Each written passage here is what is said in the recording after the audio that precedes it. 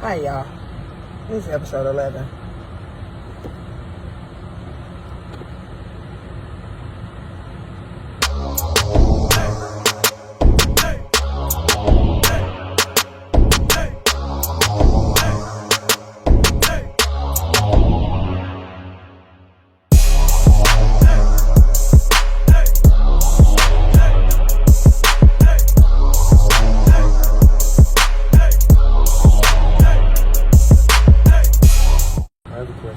No. Back out. Do you hear how she talking? Back out now. She is such an admonished person. What is admonish? That doesn't go with the sentence. Admonish means to tell somebody something. I think there's still some pent-up animosity that you have from a previous relationship. I didn't say marriage.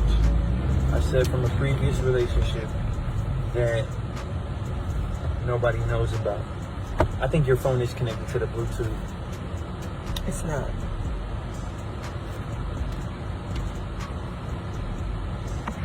Mind you, this light was green. It's sad because it's special. Now it's red. See you. Darn it. Okay, so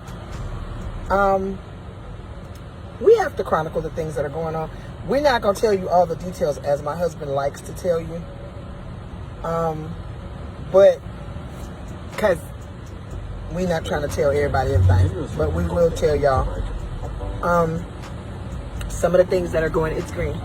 Some of the things that are going on simply because it's amazing. And we want y'all to understand how great our God is. Like, we just really want y'all to understand. So, turn left on East Central Avenue. Then turn right on North 5th Street. Okay, so go up here. So,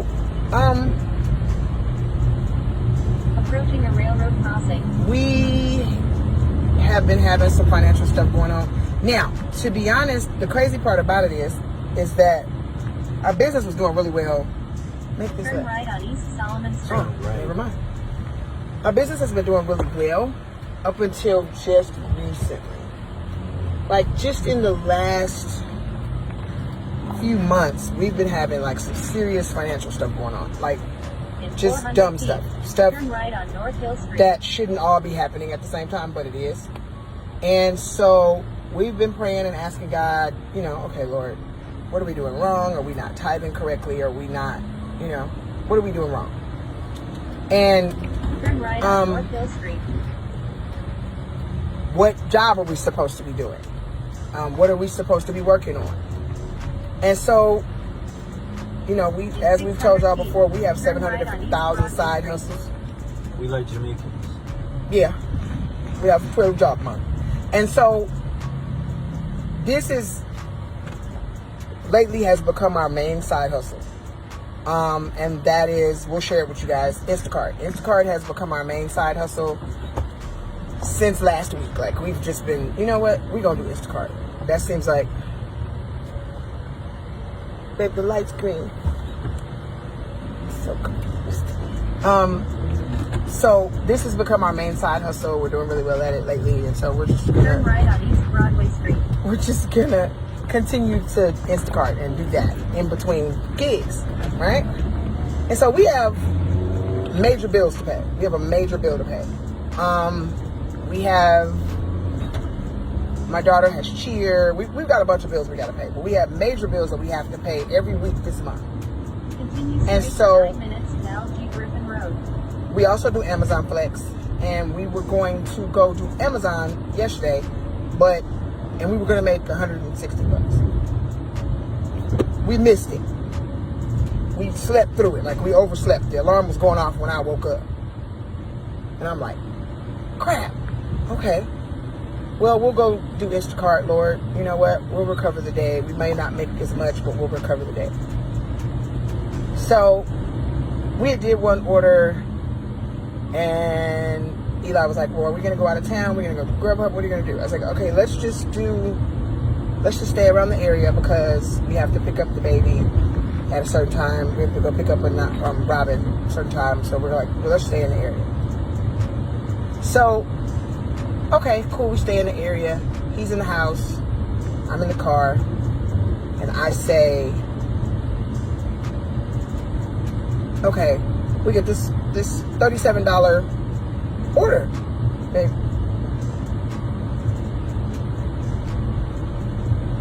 And we get the $37 order, and I'm like, let's go do this $37 order.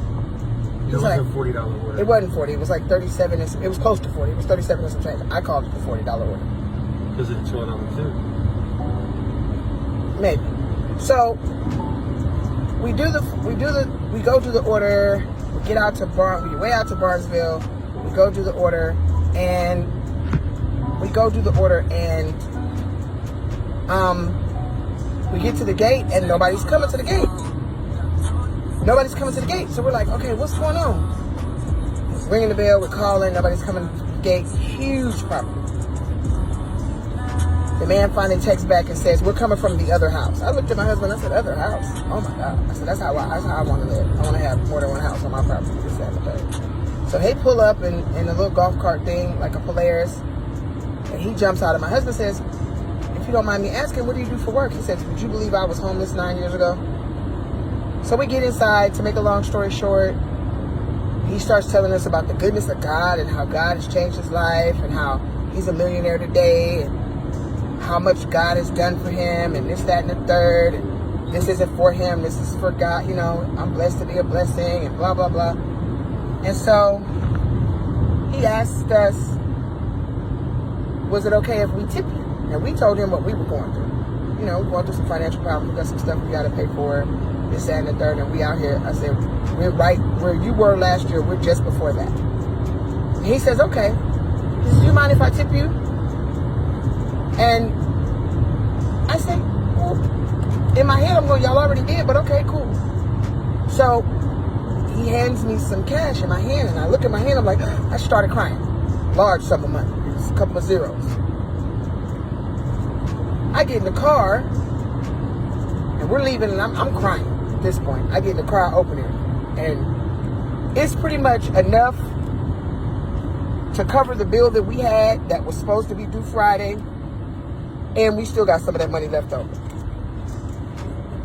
And I'm just like, okay, God,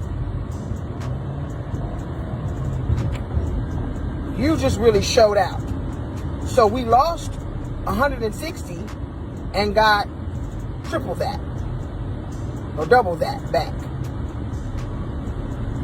by just being obedient and doing what God told us to do. I'm telling this story because it's triple, not double. I'm not doing that. Is it triple? Okay. So yes, it is. Yes, it is. So actually, no. It's quad. You stupid. The reason why I said that is because you don't want people to know what the exact number is. No, but it really is that. If you do the math, it's close to that. It's close to triple. Yeah, it's close to triple. But the gag is that we are just trying to be obedient. Because God doesn't, or is what Mike Todd would say, God doesn't want your money. He wants your obedience. He wants your heart. Yeah, and your obedience. It says, my people who are called by my name. That wasn't the one I was doing, but that's a good one. That's the first one that came to my mind. So do that one. My people who are called by my name will humble themselves and pray. I will heal their land. And I'm quoting it wrong. I have to look it up. Those that are called by my name, that will humble themselves and ask forgiveness for their sins. You quote 3 different scriptures. No, those that are my people which are called by my name. Hold on, I'm going to tell you exactly what it is. I'm going to give it to you, the whole thing. We don't misquote that. Nothing.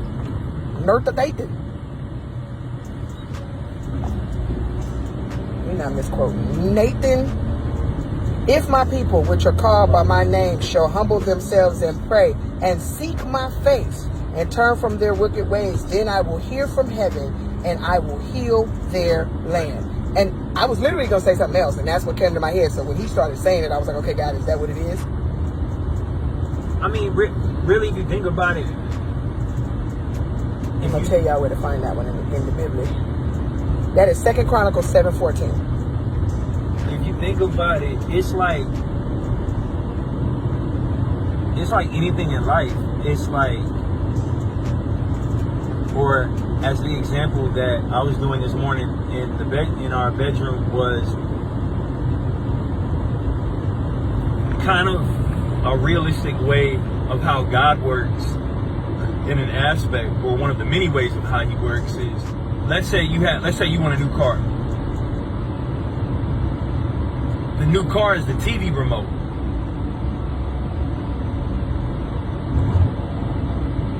But in order to get that new car, God already put the vision in your head. God already put the idea in your mind and the vision in your spirit to start your business. The minute you start your business, you get all your LLC paperwork done, you get all your stuff, you get all your certs done, your legal paperwork done, you start your business. Literally, your business is the blanket, is the top of the blanket. God is the whole blanket in the middle. And the new car is the blessing that God is going to bless you with in order to further your business. So all you have to do is literally humble yourselves and soften your heart, and just be obedient, because God doesn't want your money. He doesn't want any of it. All he wants is your yes. Woo! That's all he wants. So the minute you say yes, that's all he really wants. He really wants to see what it is that you're going to do. And he's literally giving you sign after sign after sign after sign. And us as Christians, we normally literally wait till things get we will literally wait till the last second and treat God like a light switch. Like, we'll wait till the last second to hit the green button and be like, okay, God, what do I do now? He's going to give it to you, and he knows that you don't deserve it. But he's going to give it to you because his word said that he is going to promise it to you. And his word is never going to come back void. And you know what? And my husband is so, because it's like the more we study, the more we study, the more we learn, the more he and I venture into this avenues of life together, the greater God shows himself to us. And my Apostle Junie Russell Kelly, God bless that woman. That is an amazing woman. I need y'all to understand. I love my mom. I really do. That's my spiritual mom. She was like, y'all stop going out here asking people to give you a word. I've never done that. I have never done that. I've never walked up to somebody and said, can you give me a word? Can you tell me what you see for me, for the Lord? Not to say that I'm saying there's anything necessarily wrong with that. Let me say it that way. But I've never done that. And the reason why I've never done it is because if God has something for me, it's for me. It's not for everybody else. No, not even that part. Well, not for everybody else. I don't have to ask. You have to be careful, though. When you go out, when you walk up to a person and you ask them, can you give me a word? Or do you have a word to give me? Because you don't know not really what they believe in. You don't know what season that they're in. Even in church. And you know somebody's a prophet, or man or woman of God. You have to be careful, though, even with that. You asking them for a word. Now, I've had God tell me that someone had a word for me. I'm not asking for it. I need God to give that to you. To give it to me. I'm not asking you for Nathan. You can't. And you have to be careful about just walking up to people, even in a church, even in the fellowship hall or the church that you go to. You have to be careful about going to your congregation and asking them, give me a word, because going from one child of God to another child of God, I don't want to walk up to a person that's in my congregation and ask them, do you have a word to give me? Because they're not perfect.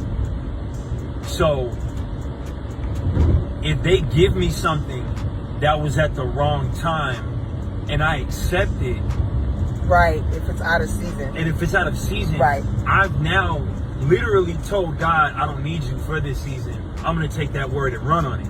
But what if running on that word causes too soon. would cause Yeah, it you causes a problem. It's Yeah. going to cause a whole bunch of problems that you're not going to know how to get out of. And God being the person that He is, He's literally out of 100%. He's going to let you go 10. He's not going to cut you short.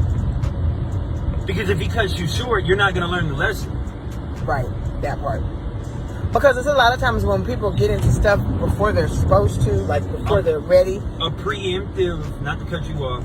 No, you're good. No, you're good. Go. A preemptive decision, a preemptive made decision could be the difference between you putting yourself in a place to where you give the enemy enough power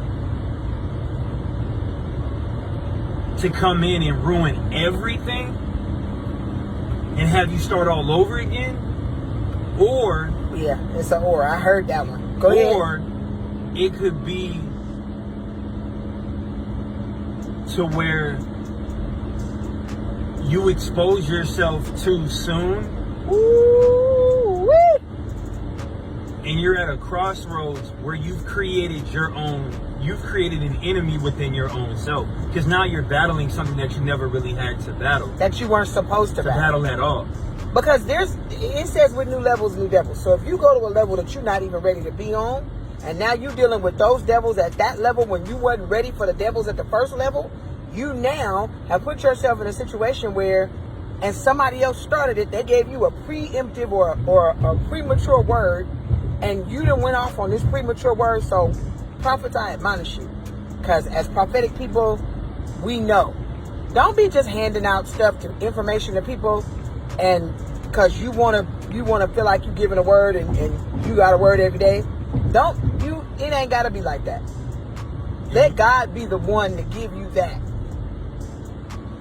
And one of the things that I could definitely say that I could definitely take accountability for is, and that's one of the problems. I know that's one of the issues that I deal with, is taking accountability.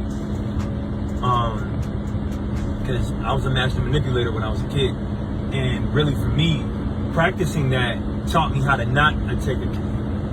Practicing that, making that a practice at an early age, was me teaching myself on not, You had it right. No, not stay being, where you were at. on not being accountable for my own actions. Right. So what I can definitely say was, and something that I deal with on a daily basis, is I always look around and try to figure out what's the fastest way to make money. Like, Half a mile. Turn right on Like- Slow down, babe. Slow down. Ooh, gee, they crazy. He for crazy out here, bro. is- He's for crazy. is like, I'm always looking for that next fix. Like, okay, Chasing paper. yeah, I'm always chasing purpose instead of chasing faith. No. You're supposed to chase purpose. No. You chasing paper. No. If it's money, it's paper. I was always a paper chaser, not a purpose chaser. Right. So what's chasing paper is really a hamster wheel where the enemy really loves to reside.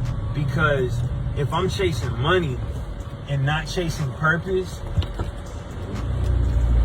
I cause my brain, or I cause my mind to always be busy on money and not focus. quarters of a mile. I always Turn right on Kirkland Drive. I'm trying to figure out the word to use. I'm always hyper focused on money and never hyper focused on the source. So you'll become so bombarded, you'll become so tired that it's like you're constantly looking at different stuff. Okay, Half a mile. Turn right. Smucker's came out with a new peanut butter and it tastes like this. What if I take that same recipe and look at the measurements and be like, instead of 3/4 cups of this, instead of 2 cups, I'm gonna do 1/3. and shorten it. Well, now, not only do you have to come up with that, now you have to come up with your own peanut butter, your own recipe for a different type of peanut butter. Because if there's anything that resembles what they've already made, you got to figure out how to recreate it without being sued. So it's like you're working so hard to reinvent the wheel when all you have to do is basically go to the source and ask him, okay, God, what are we doing now? And then he's going to say, what were your last instructions? And then you go off of that until the season switches. But the other side of it too, let's go back to the peanut butter, because that's important. So you say you're going to take Smucker's, you're going to take that recipe and you're going to try and change it and create your own recipe.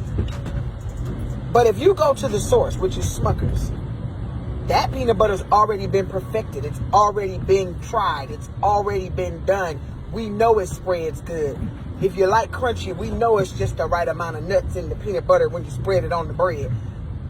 Why are you trying to reinvent the wheel when God has already proven to you that he can do it? God has already proven to you that it can be done. He's already done it.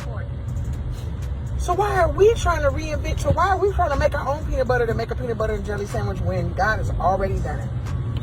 Now, for all of y'all that actually make homemade peanut butter, we're not talking about y'all.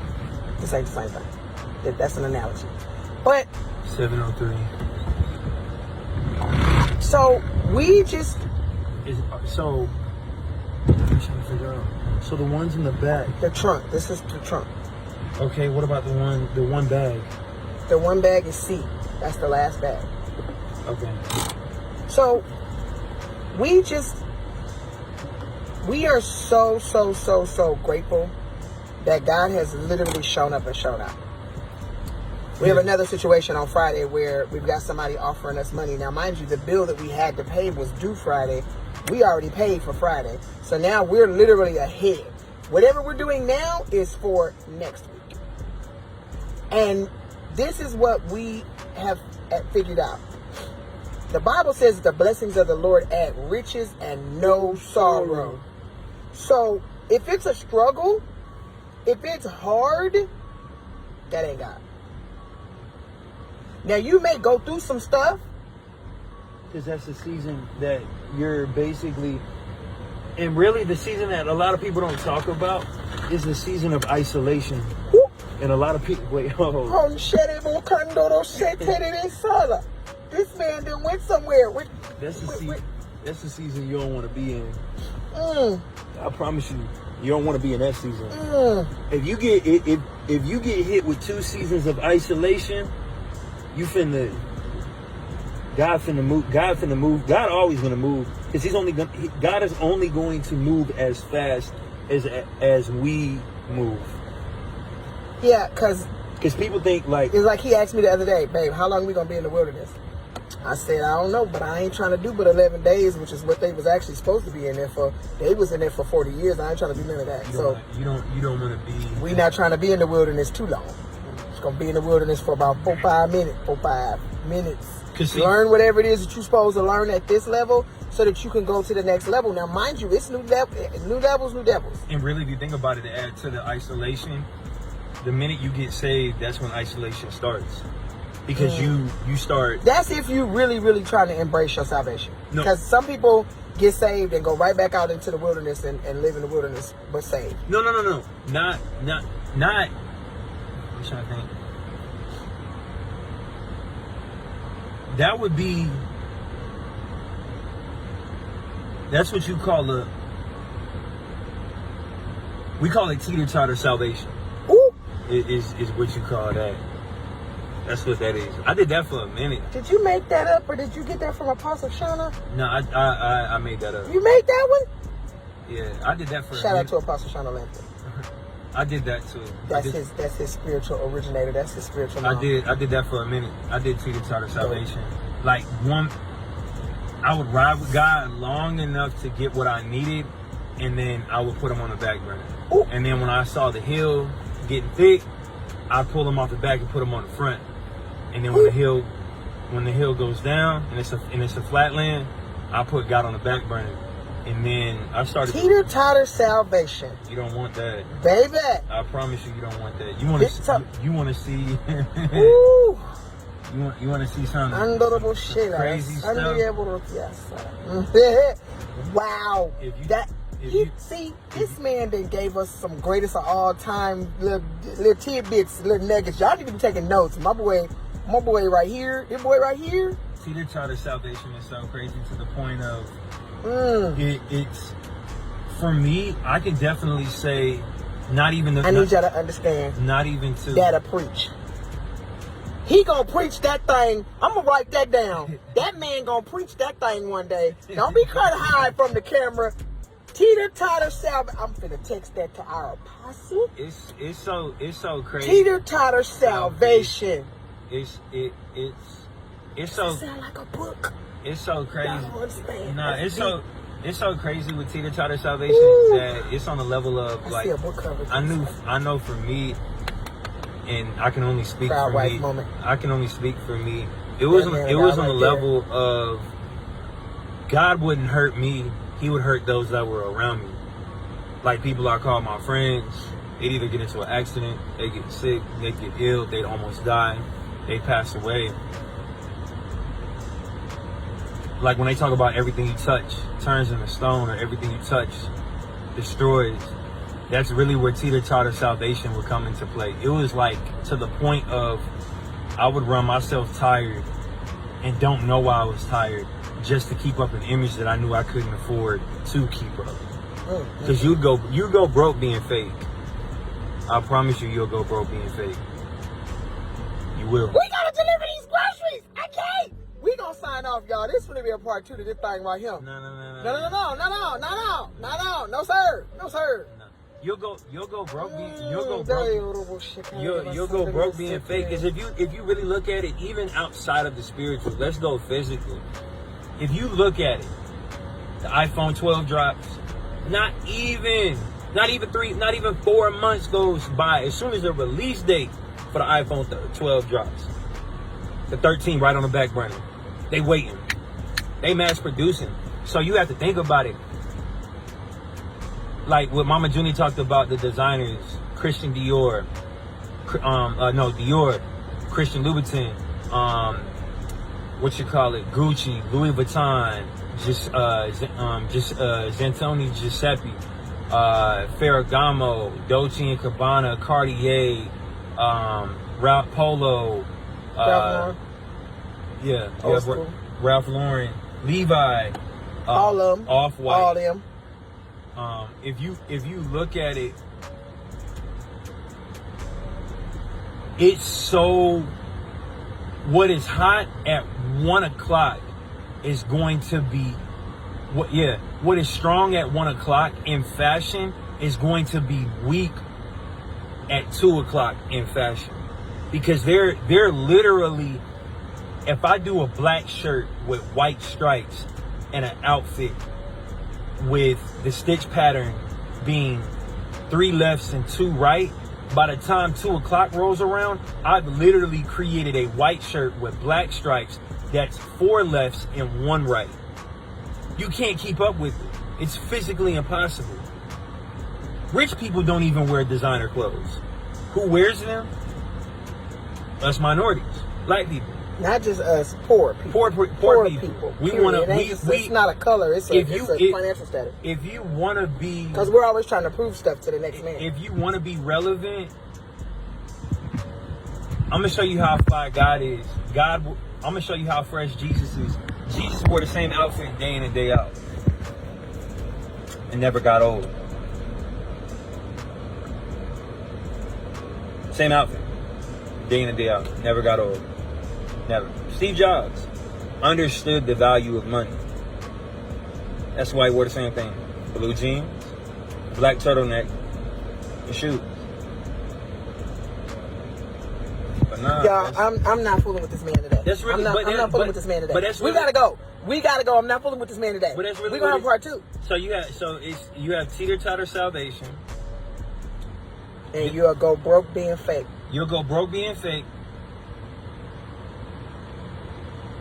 And then you have, what is it? What's the third one? You have, then you have the 3-step process.